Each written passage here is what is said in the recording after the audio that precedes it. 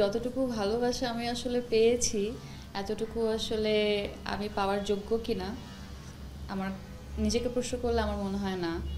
কারণ আমি একটা বাইরের দেশ থেকে আসা একটা মেয়ে যে কিছু জানে না, কোনোভাবেই এন্টারটেনমেন্ট ইন্ডাস্ট্রির সাথে জড়িত না, ফ্যামিলির কেউ জড়িত না, রিলেটিভসদের মধ্যে কেউ জড়িত না।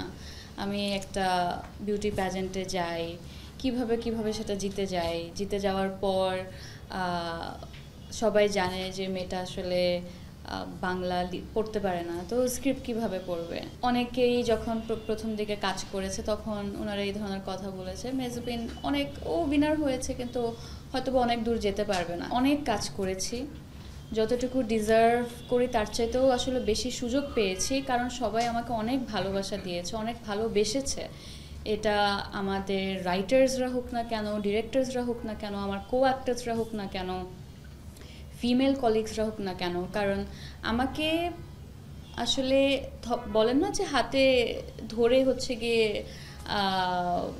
লেখা শেখানোর মতোই আসলে আমার স্টোরি। আসলে এই পুরো ইন্ডাস্ট্রির প্রতি কৃতজ্ঞতার জায়গা থেকে বলবো যে আমি যতটুকু ভালোবাসা পেয়েছি সেটা অনেক অনেক বেশি। হয়তোবা এতটুকু সুযোগ, ভালোবাসা, সাপোর্ট না দিলে আজকে এখানে আমি থাকতাম না।